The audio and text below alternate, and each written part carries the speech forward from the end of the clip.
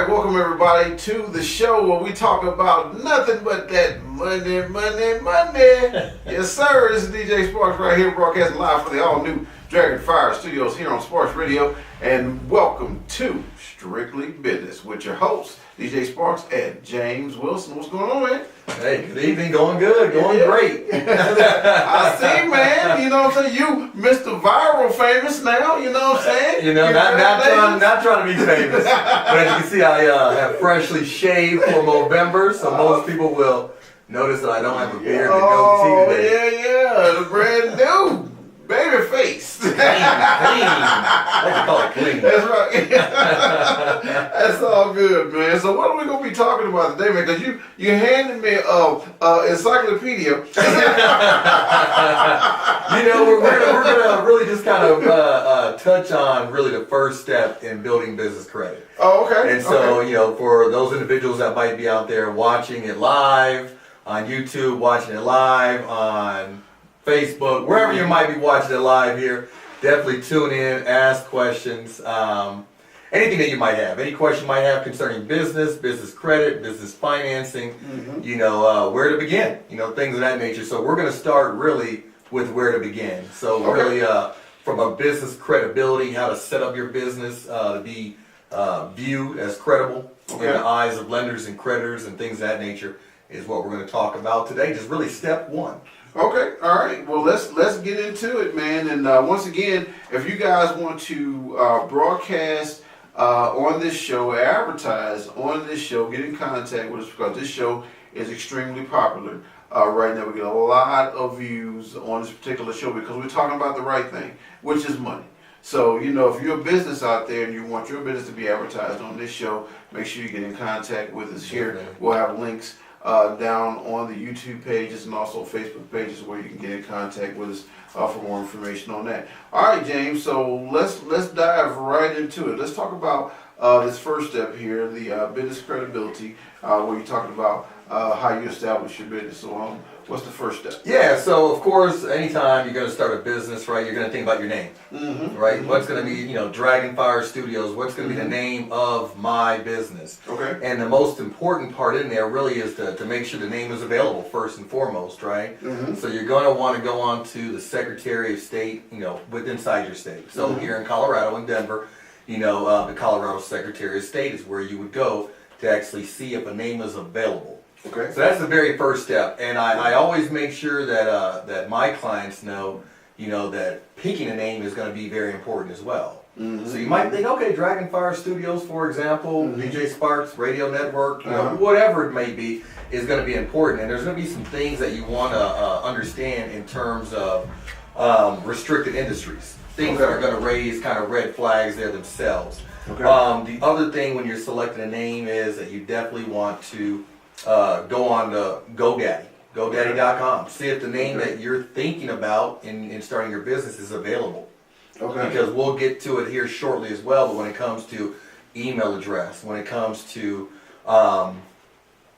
email in general or website, you want to make sure that name's available, right? If it's not available, you might end up paying a ton of money for that name. So kind of do some research about your name, see if it's available to the Secretary of State on there, but also I would say once again GoDaddy, because you're going to want you know, James at advancedcreditgroup.com, which is my email.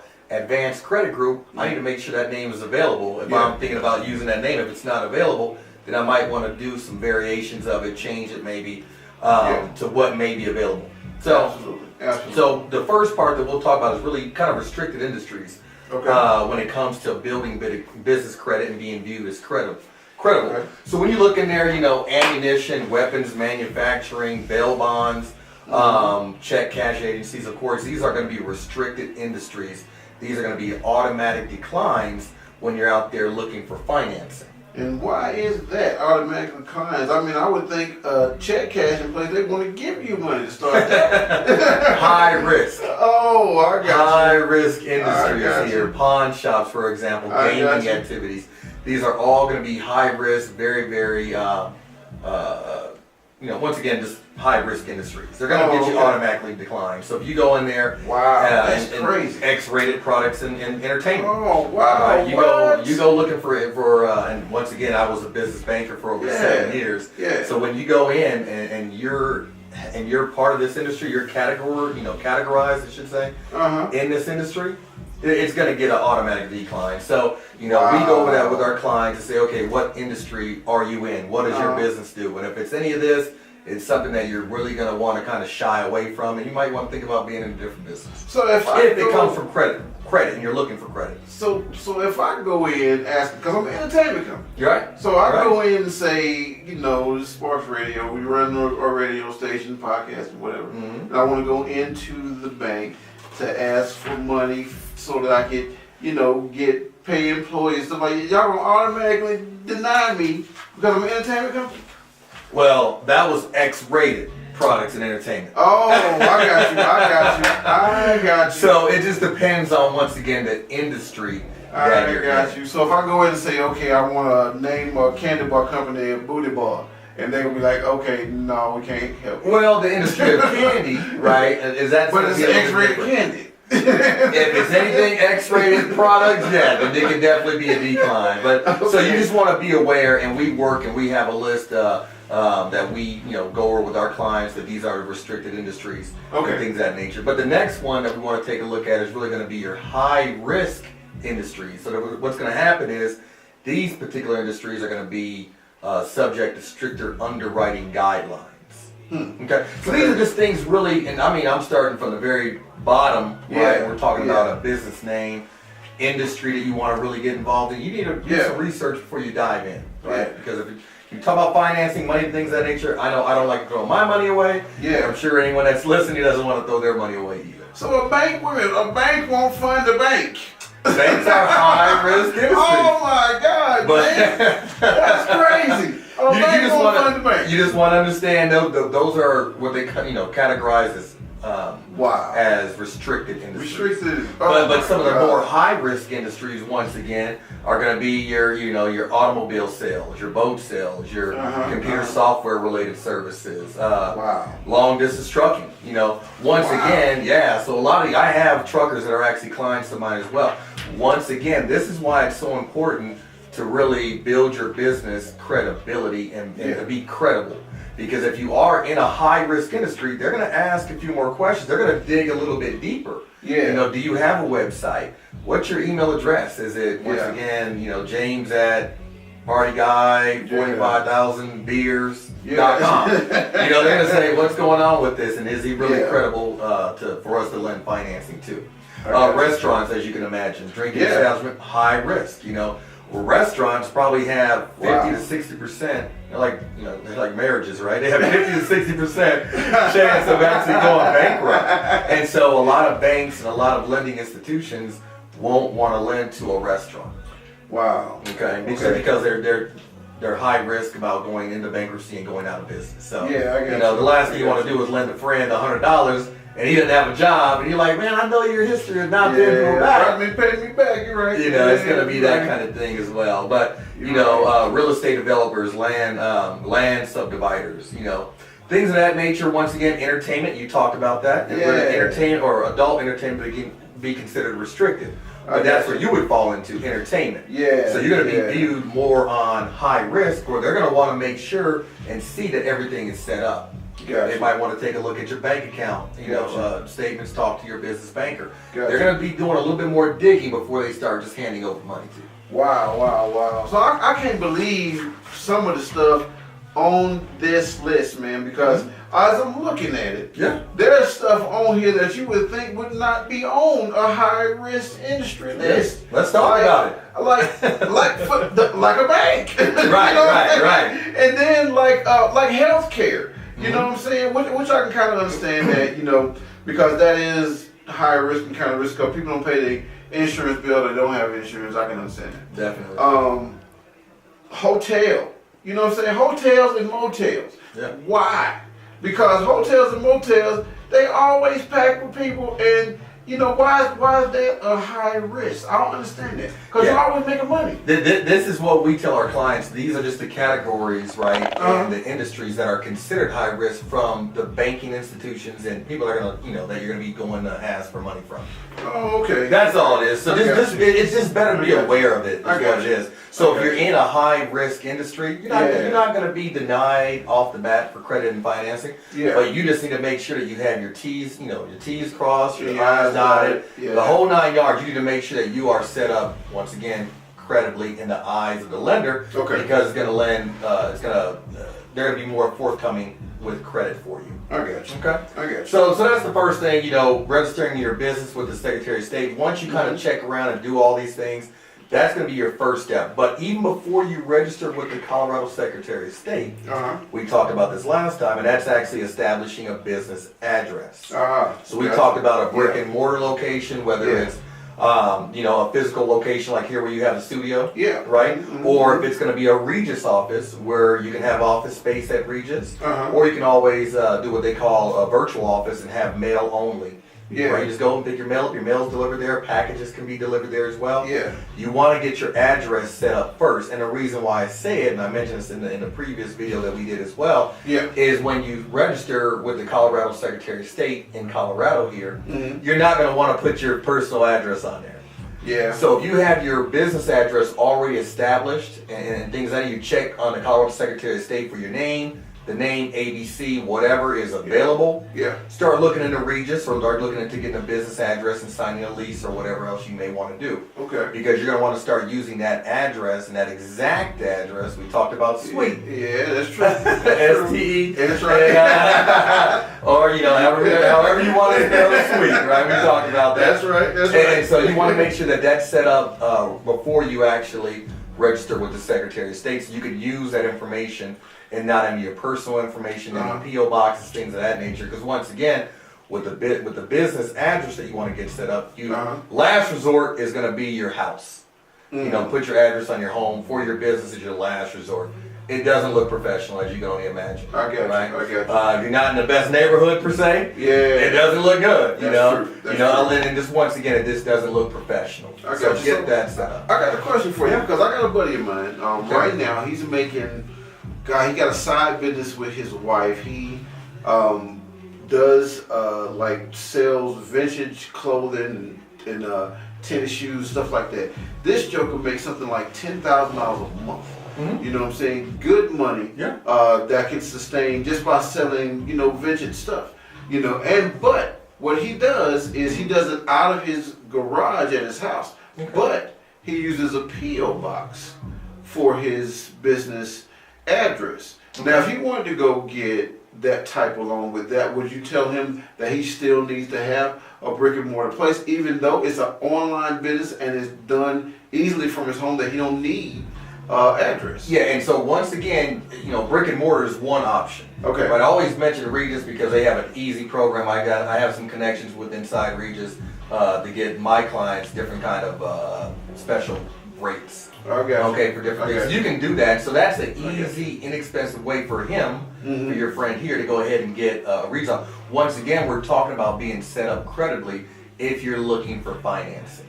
So he's good to go, 10K. He's not really worried about it. He wants to expand. Then he needs to make sure he's listening to this video. Well, that's the thing. That's why I mentioned him. You know what I'm saying? So because he's looking to do that, because he's looking to expand, because he's getting to the point to where he don't have any closet space available, any space available in his garage to where he can hold all the vintage stuff that he want to do. So he's looking into that. But on the other hand, his wife is saying, well, you know, we're making good money doing this. We're using the P.O. box. Why spend the extra money for a for a business, for Regis or for brick and mortar location? Why do that? You know what I'm saying? Let's save the money and make more money by doing it at his house, and just use the P.O. box as the address. But as you're saying, if they do the P.O. box, you know, and then he goes to get the extra funding that he wants to get, like he's saying, you know. If he's looking for financing, looking for funding to maybe grow or expand, that's what he's doing. Then he wants to definitely get away from a P.O. box. A P.O. box will get you denied like that. Wow. And it gets you denied very, very quickly. So that's where it becomes very, very easy. And you can always reach out to me. On my website, you can give us a call, 855-357-3336 is toll free, direct to me.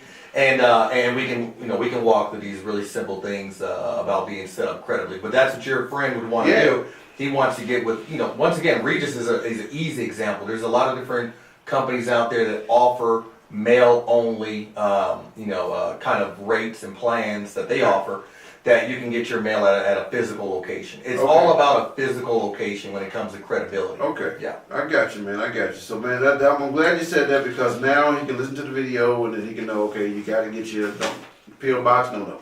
Yeah, P.O. Box, no. P.O. Box, definitely a no. Yeah. Home address is your last resort. Okay. Because I always tell a lot of my clients as well that I talk to and I come in contact with, that it costs money to make money. The thing that you want to understand when you're building business credit, when you're looking for financing, it's not free. It's not expensive, but there's costs. Yeah, absolutely. Right, you're gonna have a monthly cost associated, for example, for having a brick and mortar building. Absolutely. That's what his wife is saying. Hey, why do you want to spend $1,000 a month for this? We can save that money. Right. Depends on how you want to be viewed and things of that nature. If you want to get out of your garage and actually have a storefront, things of that nature. So I have retail clients that are my clients also. Oh, okay. Same exact thing. But that's why it's so important. Get a physical business address. Once again, it doesn't need to be something you're signing a lease on, like you have here. Yeah. But it's going to be, Regis, once again, mail only is easy. Walk in, get your mail, walk out.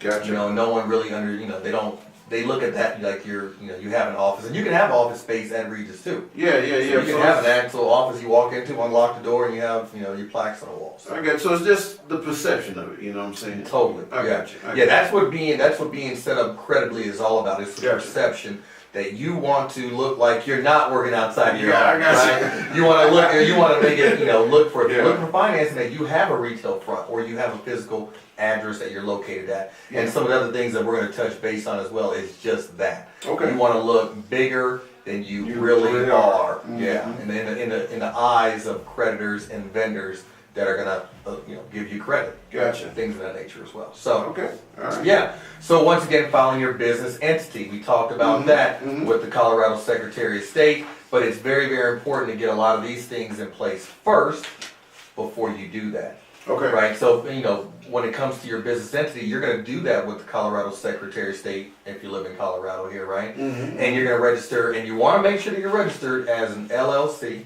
Right, limited liability company, or an S corp. Okay, those are going to be the things that are going to really help you. And once again, I always say, talk to your accountant, talk to your attorney. I am not an accountant. I am not an attorney, and so don't sue me. Absolutely. But you definitely want to get set up as an LLC or an S corp. Different liability ramifications when it comes to your liability from a personal liability standpoint. Okay. If someone wants to sue me, they're not going to sue me directly. They're going to sue the company. Yeah. Right. Same thing in terms of taxes as well. So how your taxes are done by your CPA is going to be based upon how you're structured as an entity, LLC, S corp, and the like there. Never, and I always say this to anyone, don't ever register as a sole proprietorship. And if you're a sole proprietor today, go on there and get that changed to an LLC or a corporation. By being a sole proprietor, you're putting yourself in a lot of harm's way in terms of liability. Yeah. If you're, a tree, what I'm gonna say, a landscaping company. Yeah. And you go to someone's house and something happens and you're liable as a sole proprietor, they're gonna come directly for you and your finance. They're gonna come for your house. They're gonna come for anything, your checking account, not directly, but when they sue you, you're being sued personally, and that's where a sole proprietor doesn't really limit your liability. Gotcha. And it doesn't totally separate you from your business. Oh, okay. Yeah. All right. Yeah. Well, let's go on to your next point. Yeah. Unless you want to take a break, man. No, do we have any questions? Well, not on that. I mean, all the questions I had, you answered on that first part, because I'm glad you brought up that part, because, like I said, I wanted to talk to you about my friend that had been inside of this garage, and I'll make sure that he sees this video so that he'll know exactly what to do. Right. Yeah. And if we have any other questions out there that might be on YouTube or that might be on Facebook, put them out there. Let's get those answered while we're here. Absolutely. Live as well. Absolutely. Well, shoot. Let's take a break. Okay. And let's go into some more of your financing videos that we can let people kind of see to explain a little bit more about what we're talking about. All right, so we'll be right back right after this break with more Strictly Business with your host James Wilson and DJ Sparks right here on Sparks Radio. Business credit is credit in a business name that's linked to the business's EIN number. This is credit a business owner can obtain that is not linked to their Social Security number. When billed correctly, the Social Security number isn't even supplied on the application, meaning there is no personal credit check to obtain this kind of EIN credit. When you apply for something such as an auto loan, the lending institution pulls your personal credit using your name, address, and Social Security number. This information is sent to the consumer credit reporting agencies, and they supply the lender a credit report with all information they have relating to someone with a similar name, address, and Social Security number. With this type of credit, an inquiry is then put on your consumer credit report, and your report is used to make the lending decision. Plus, the credit you obtain will then be reported to the consumer reporting agencies. When you apply for something such as a business loan, the lending institution pulls your business credit using your name, address, and employment identification number, or EIN. This information is sent to the business credit reporting agencies, and they supply the lender a credit report with all information they have relating to a business with a similar name, address, and EIN. With this type of credit, an inquiry is then put on your business credit report, and your business report is used to make the lending decision. Plus, the credit you obtain will then be reported to the business reporting agencies. It's important to note that when you apply for financing and credit using your business credit, you should not supply your Social Security number on the application, even though it will be requested. When you do this, no personal credit can be pulled because the lender can't pull your personal credit without your SSN. This forces them to only pull your EIN credit as you supplied your EIN, not your SSN. This means you will be approved only on the merits of your business credit report. Your personal report isn't even reviewed. In this video, you will discover the first crucial step in building your business credit. A business starts building a brand new credit profile much the same as a consumer does. The business starts with no credit profile. The business gets approved for new credit that reports to the business credit reporting agencies. The business uses the credit and pays the bill timely. A positive business credit profile is established. As the business continues using the credit and pays bills timely, it will qualify for more credit. The first step in building business credit is to establish your business credibility. The perception lenders, vendors, and creditors have of your business is critical to your ability to build strong business credit. Before applying for business credit, a business must ensure it meets or exceeds all lender credibility standards. There are over 20 credibility points that are necessary for a business to have a strong, credible foundation. It is very important that you use your exact business legal name when applying for business credit. Your full business name should include any recorded DBA filing you will be using. Ensure your business name is exactly the same on your corporation papers, licenses, and bank statements. You can build business credit with almost any corporate entity type. If you truly want to separate business credit from personal credit, your business must be a separate legal entity, not a sole proprietor or partnership. Unless you have a separate business entity, such as a corporate or LLC, you might be doing business, but you are not truly a business. You need to be a corporation or an LLC in order to separate personal from business credit.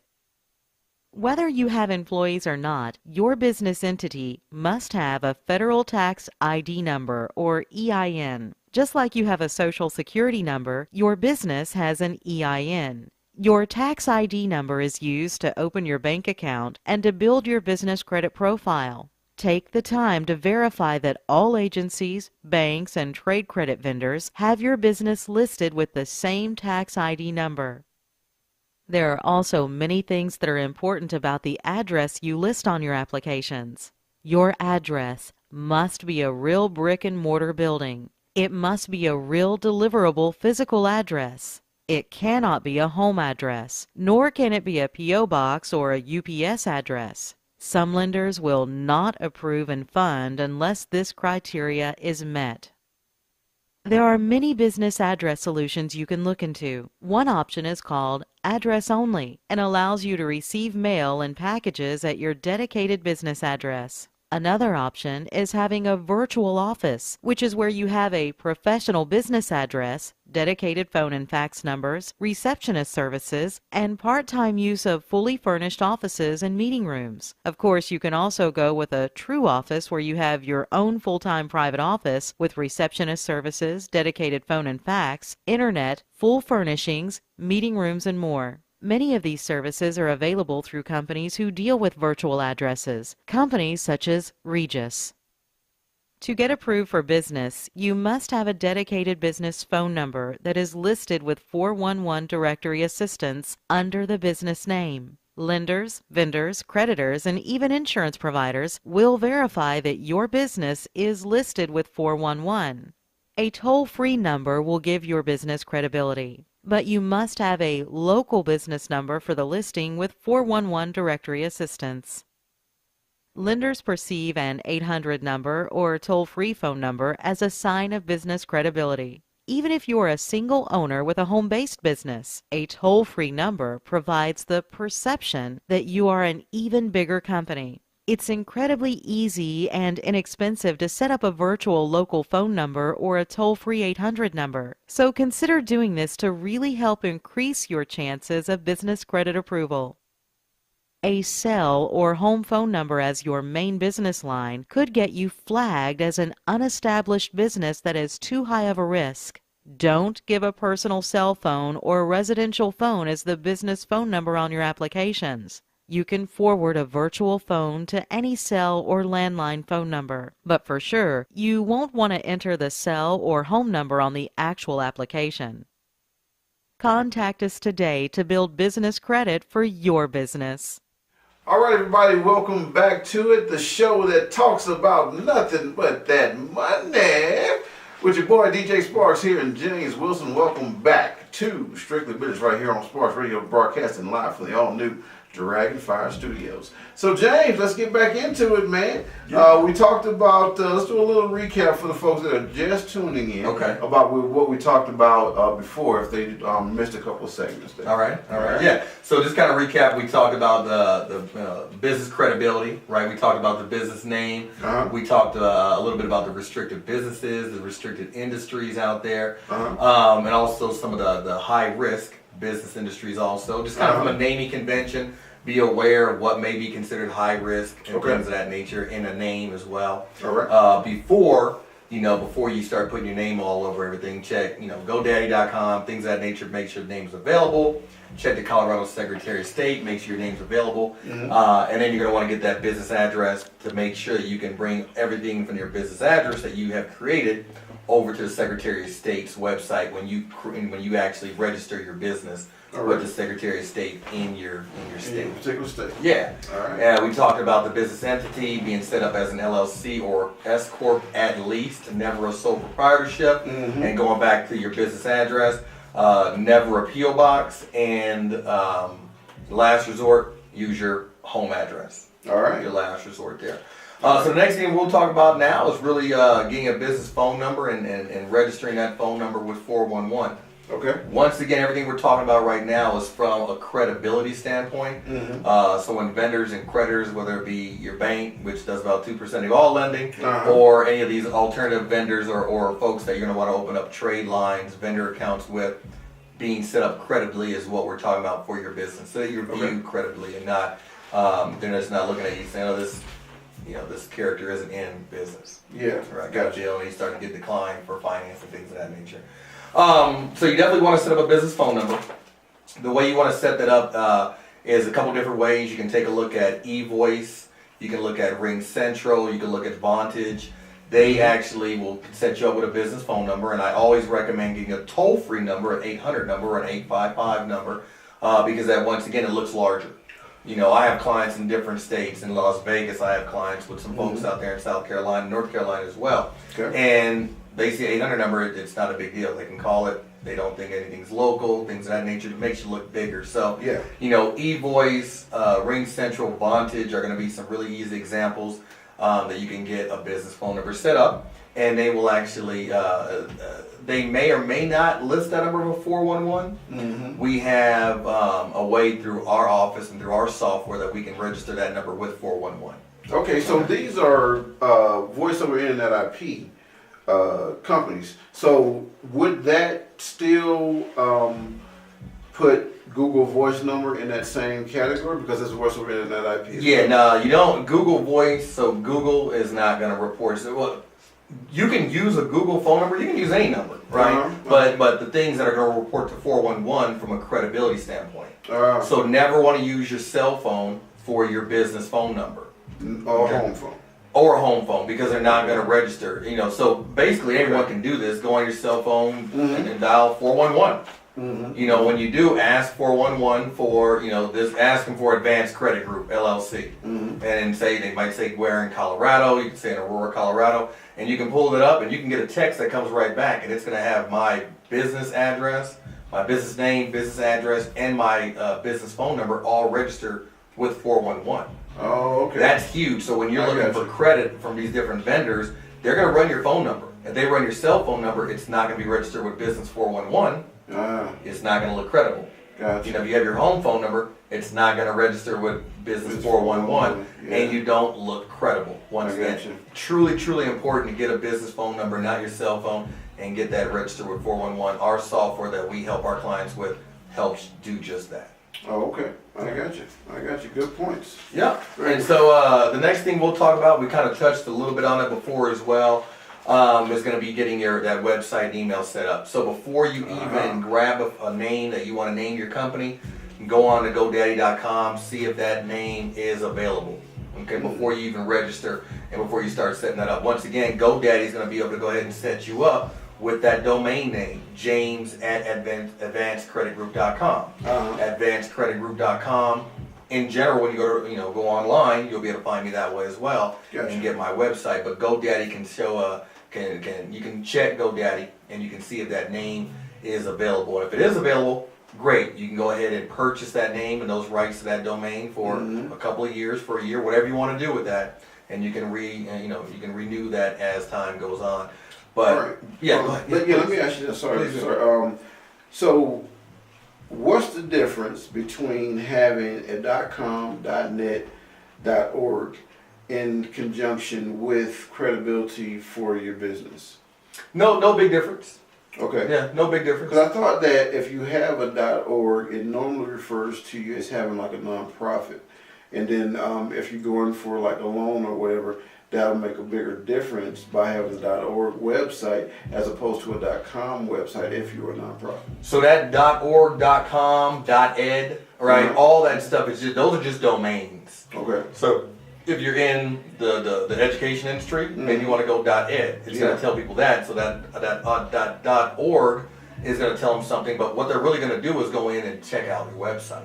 Oh, I got you. And that's where they're going to see, okay, what are you really doing? Oh, it says on your website you're a nonprofit company. Here's what you do. You help, the community, whatever it might be, is the way you want to do that. But once again, just going to GoDaddy and making sure that that name and that domain is available is going to save you time. It's going to save you a headache in the long run too. Okay. The last thing you want to do is come up with a great name, right? Register it with the Secretary of State. Go through the whole process and go to GoDaddy.com to go ahead and pick out a domain name and see it's not available. Right. Or see they want to charge you $1,000 Yeah. for that exactly. domain. That could get pretty expensive instead of paying $60 for 3 years. Yeah. Right, kind of deal. So Gotcha. that's the part where that website and email is going to come up. But once again, James at mycompanyname.com Yeah. is where you're going to get that registered along with that domain for a website. Gotcha. And once again, we're just talking about credibility. So when you're going for financing, that vendors they're gonna take a look. Yeah. Anybody that's going to give you financing is going to call your business phone number to see if it's registered with 411. They're going to take a look at your website to see what it is that this company does, because you might have it in there as JR Industries. Well, no one that name doesn't really tell you what that company does. The way they're going to find out what you do is they're going to look you up online. They're going to go to your website and say, oh, JR Industries, oh, he sells baked goods. He sells vintage clothing, whatever it might be. That's the way they're going to kind of do their verification of your business. Gotcha. Okay. Okay. And if you don't have those things, if they go online and they take a look at Advanced Credit Group, they try to find me, which is very easy if you do it. If they try to find me, they can't find me. Yeah. Red flags. Right, Gotcha. things are going up like, well, what? We can't even find out what this guy is, what he does, Gotcha. what his business is about. You think they're going to give you lending? You think they're going to give you financing? financing? Nobody's going to give you money. No bueno. Oh, we got Maya Lynn. Oh, Myelin. Wilson, words of wisdom. Love it.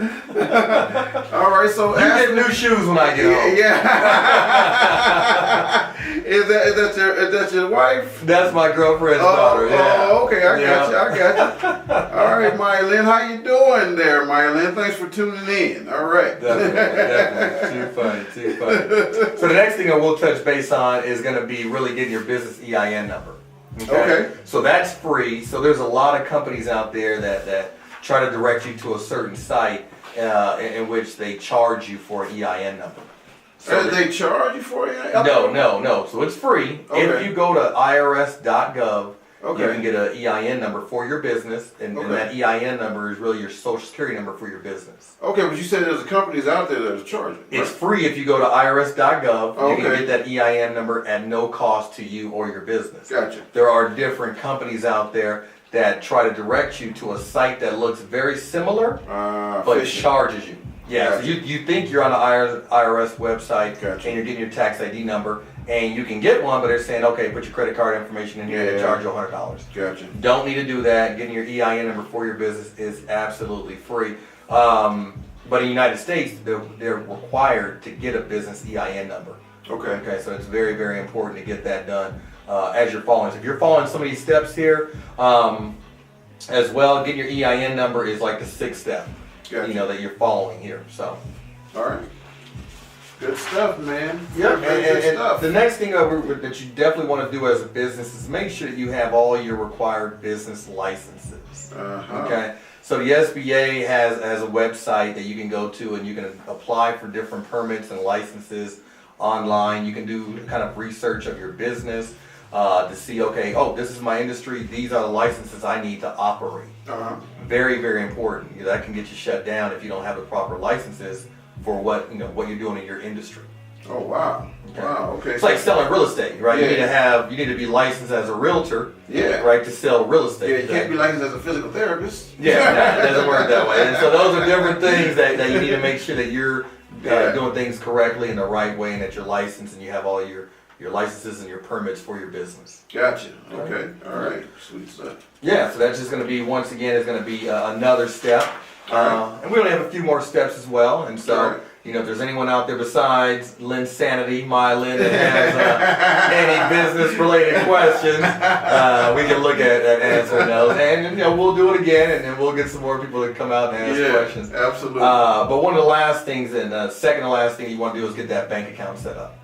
Okay. We talked about that. When you're getting financing from some of these different creditors and vendors, Mhm. they're going to want to know, hey, really, what is your bank account number? What's your routing number? Who's your banker that you work with at Wells Fargo, at Chase Bank? And they will reach out and they'll call just to verify, hey, does Advanced Credit Group really have an account with you? Yeah. How much money does he have in the account? What Okay. is his average balances? Things of that nature. So very, very important to have your business bank account set up.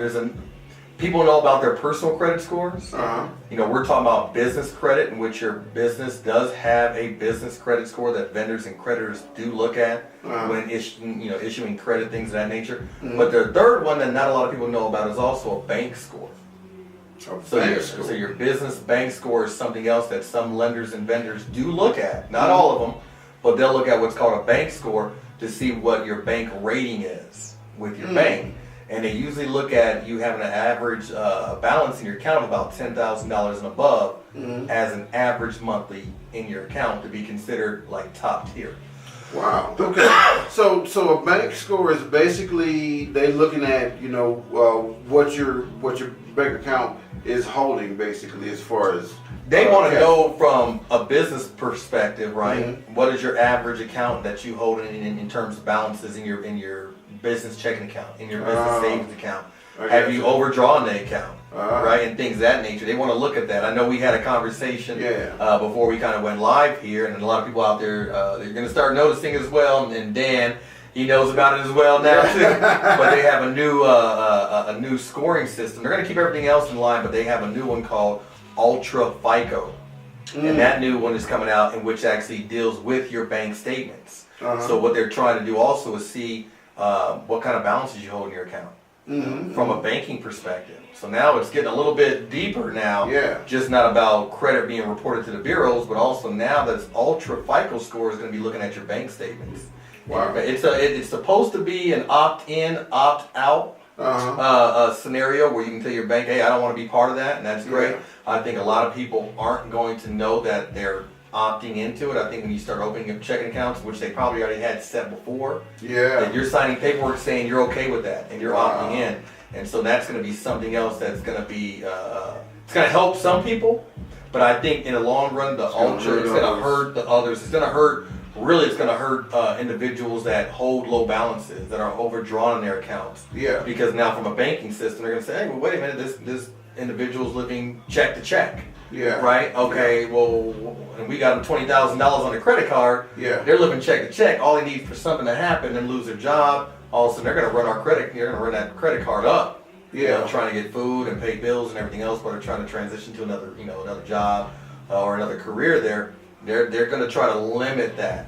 And then once again, I totally went off. That's consumer credit, but we're talking about bank accounts and business banking, so I thought the individuals that might or might not be listening to this need to be aware of that new scoring system that's going to be coming out. Actually, it's supposed to be rolled out January 2019. Wow. I mean, that's great information to let all of our listeners know, because I had no clue of that. And thank you for the inside scoop. And see, that's what y'all get right here when you listen to Strickly Business, the inside scoop, baby. Wilson's words of wisdom. That's right. That's right. So pay attention to this show, baby, because you get stuff that you won't even know is coming out before you get it. Yeah, it's gonna be important. So those are some of the things that we talked about in the show before was personal credit. So if you have questions about business credit, business financing, personal credit, personal lending, those are questions that we can answer here on the show as well. All right. Absolutely. Right. And really just the last thing kind of set up is, how are you collecting, money from your clients, and setting up a merchant account is going to be pretty important. Some individuals, and I don't knock anybody, they use PayPal. Some, and PayPal is fine. You can go or to the Cash App. Yeah, there's a lot of places out there that you can actually use for merchant services to accept payments from your clients. Okay. So setting up your merchant account is going to be very important as well, just from a business perspective of being able to accept credit cards from your clients. Right? Okay. I want to be paid. I know that. And so you can pay me with pretty much anything, I'm going to accept it. Except for Bitcoin. No Bitcoin. I don't know about that. Oh, man, Bitcoin is where it's at, baby. But I wouldn't dive into any of that cryptocurrency. Just quite yet. But another thing as well, we talked about restricted or high risk industries, things of that nature. Merchant services deals with that as well. So you can go out there and not all merchant service accounts are created equally. You can't go to one merchant service. They may not open an account from you if you are considered a high risk or restricted business. They won't open an account for you, a merchant account. So people say, I just opened a merchant account.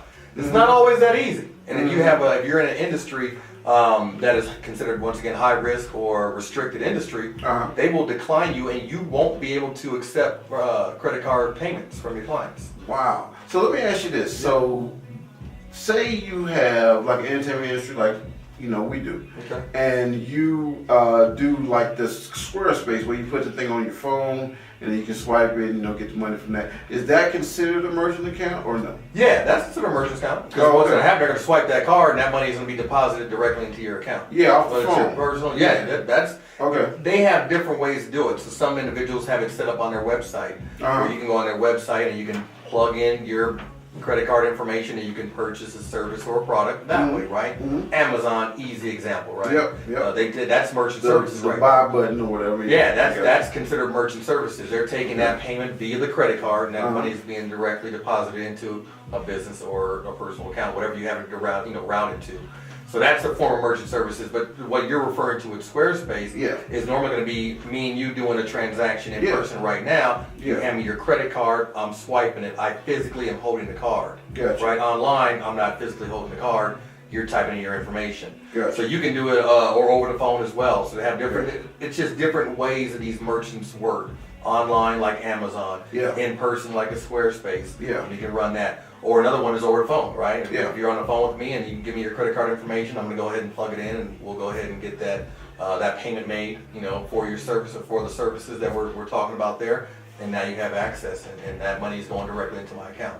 Okay. Yeah. All right. So that's really the last step. And all these steps, once again, is building business credibility. Mm-hmm. So when you do reach out for financing with creditors, with vendors, with lenders, okay, you'll be able to be set up credibly in a really good position where they're going to expect these things as well. So that's just step one. I'll just recap it really quick. Business name, business address, business entity type. Once again, that's the LLC or S Corp type structure. Your business phone number and registering that business with 411 and getting that listed with 411. Your website, email address, GoDaddy.com. Take a look at that first before you do anything. Registering or getting your EIN number with the IRS.gov. It's free once again, so it doesn't cost you anything. And any of those business licenses that you need to have to operate or permits to operate your business in your state. You don't want to get burned by that stuff. You want to make sure that you're getting that taken care of and you're in a good position when you're looking for financing and crediting and credit. And then of course your business bank account and then the merchant service account if you want to accept credit card payments. All right. All right. Well, man, you've run it down once again. It's been another wonderful show, So make sure you give out your information again of how they can get in contact with your email address, company name. You know the spiel. Yep, totally. So James Wilson, advancedcreditgroup.com. I'm the president. Our website is www.advancedcreditgroup.com. My email address is james@advancedcreditgroup.com. And the phone number toll free is 855-357-3336. And thank you, Sparks. I love doing the show and I appreciate it. Oh, yeah, not a problem, man. Love doing it with you. And make sure you guys tune in every single Thursday for the show that talks about money and business and about how you can get and obtain all of that.